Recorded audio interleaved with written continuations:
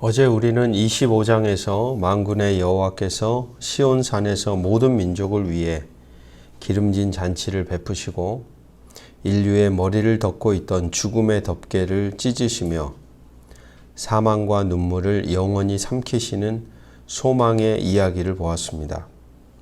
오늘 본문부터 27장 1절은 그날의 유다 땅에서 불려 올려질 위대한 승리와 구원의 창가입니다. 세상의 강대국들이 자랑하던 높고 견고한 성읍들은 먼지 속에 떨어지지만 하나님이 친히 구원으로 성벽과 성곽을 삼으신 거룩한 성읍들이 들어섭니다. 그리고 그 성문으로 들어가는 자들은 다른 이들이 아니라 바로 주님께 심지가 견고한 자들임을 오늘 말씀은 이야기합니다. 오늘 본문은 인생의 거친 풍랑 그리고 해산하는 듯한 고통 속에서도 우리의 마음의 심지를 영원한 반석이신 하나님께 고정할 때 주께서 주시는 세상이 줄 수 없는 샬롬의 은혜를 경험하게 된다는 것을 우리에게 선포하고 있습니다. 첫 번째 단락은 26장 1절에서 6절입니다. 우리에게 견고한 성읍이 있으며 여호와께서 구원을 성벽과 성곽으로 삼으시리로다. 세상의 성읍들은 높은 벽, 성체로 스스로를 보호하려 하지만 한순간에 허물어졌습니다. 그러나 하나님의 성읍은 외형적인 돌벽이 아닙니다.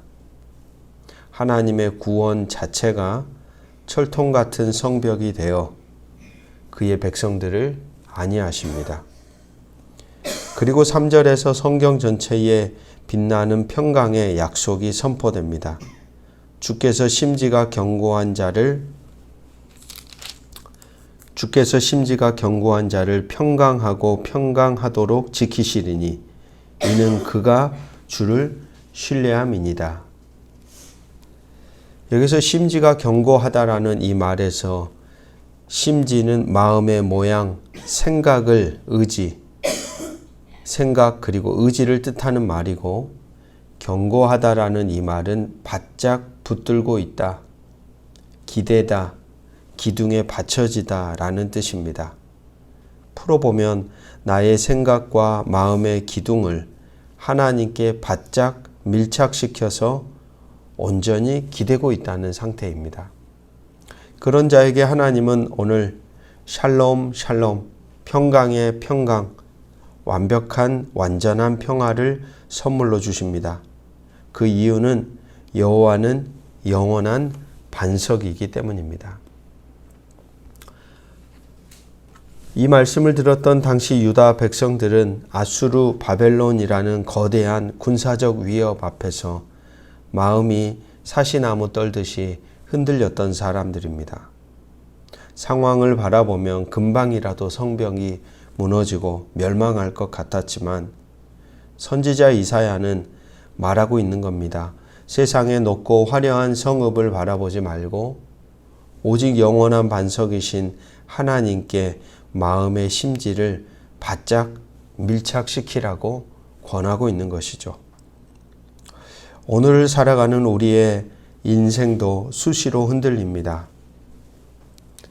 세상을 향해 뻗어있던 우리의 마음의 안테나를 그대로 두면 우리는 밤새 불안, 염려라는 구덩이에서 헤어나오지 못합니다. 그러나 바로 그 순간 우리의 생각과 마음의 심지를 영원한 반석이신 여호와 하나님께 바짝 밀착시켜 기대어야 합니다. 우리의 상황은 변하지만 우리를 붙드시는 하나님의 언약은 변함이 없습니다. 오늘 하루 세상을 향해 흔들리던 우리의 마음의 심지를 영원한 반석이신 주님께 바짝 밀착시켜 보십시오. 불안과 염려 대신 주께서 주시는 세상이 뺏을 수 없는 샬롬, 평강의 평강을 오늘 각자의 인생이 누리며 살아가는 하루가 되기를 주의 이름으로 축복합니다. 두 번째 단락은 7절에서 19절입니다. 7절부터 18절까지는 선지자는 의인의 정직한 길과 주를 향한 갈망을 고백하면서 동시에 인간이 겪는 한계 그리고 그 고통의 깊이를 솔직하게 토로합니다. 17절, 18절의 비유가 매우 아픕니다. 여호와여, 잉태한 여인이 산기가 임박하여 산고를 겪으며 부르짖음 같이 우리가 주 앞에서 그와 같으니이다. 우리가 잉태하고 산고를 당하였을지라도 바람을 낳은 것 같아서 땅의 구원을 베풀지 못하였고 세계의 거민을 출산하지 못하였나이다.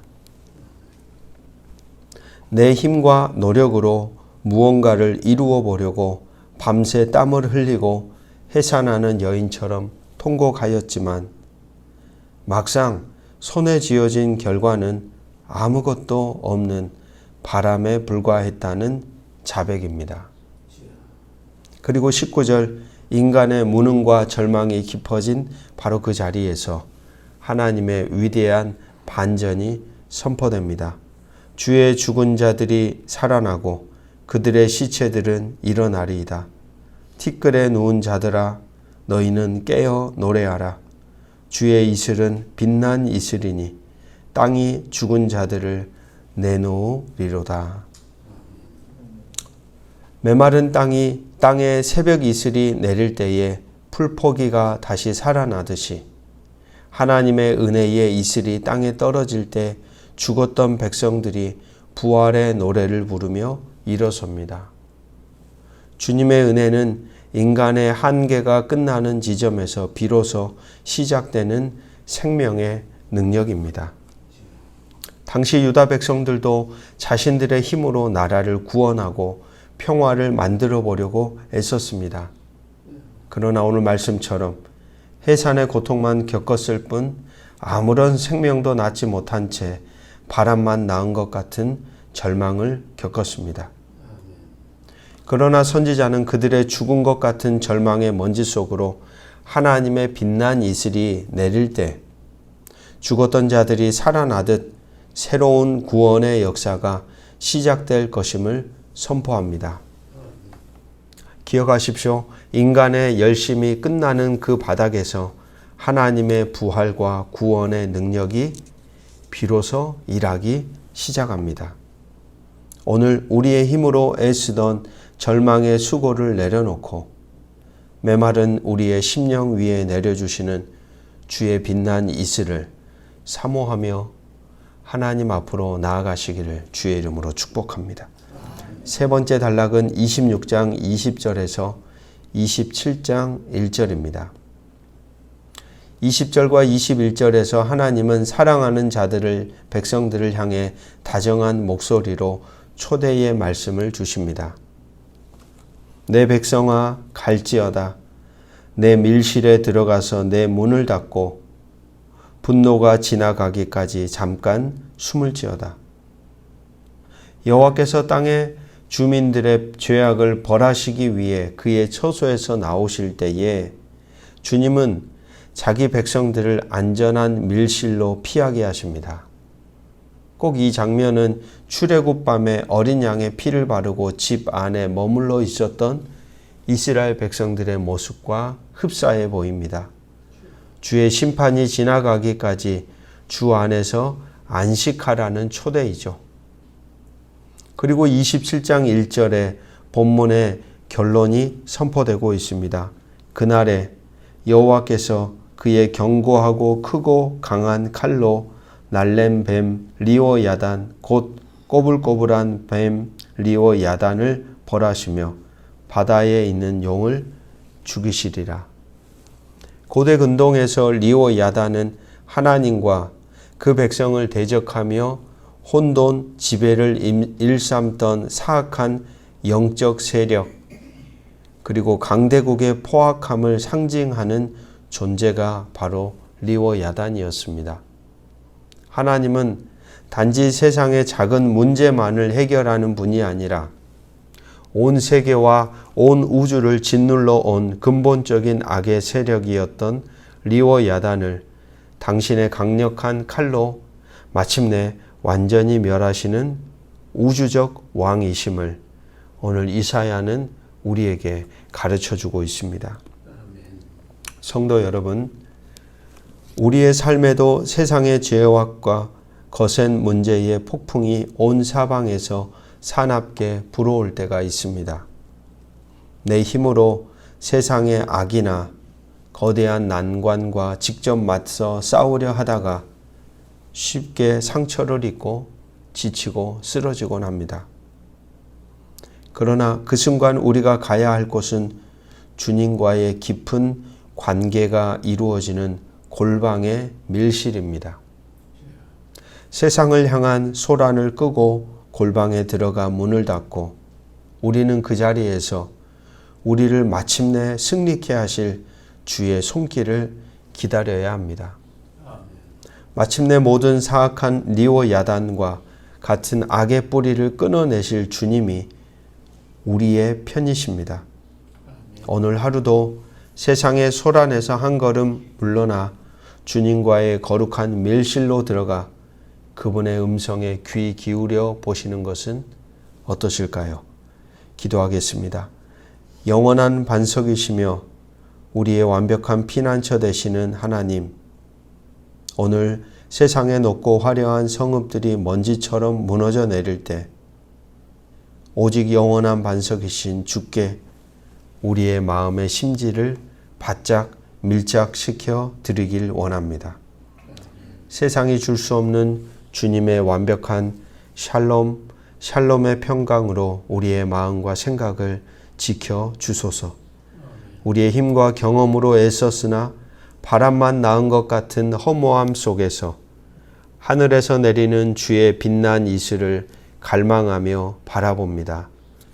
죽어버린 것 같은 우리의 심령, 관계와 소망 위에 은혜의 이슬을 부어주사 다시 생명으로 깨어나게 하소서. 세상의 거센 폭풍과 난관 앞에 우리의 혈기로 맞서지 않게 하시고 주님과의 거룩한 밀실로 들어가 문을 닫고 마침내 악의 세력 리워 야단을 쳐부수고 승리하시는 주의 때를 기다리는 지혜를 우리에게 허락하여 주옵소서. 말씀 공동체가 세상의 소란함에 흔들리지 않고 주님과의 영원한 반석 위에 평강을 누리며 이어진 다양한 대상들, 사람들, 피조 세계와 이어진 메마른 자리에 주의 이슬의 은혜의 이슬을 전하는 거룩한 피난처가 되게 하옵소서. 하나님과 사람 사이, 우리의 불안과 주님의 평강 사이를 오늘도 이어주시기를 예수 그리스도의 이름으로 간절히 기도드립니다. 아멘.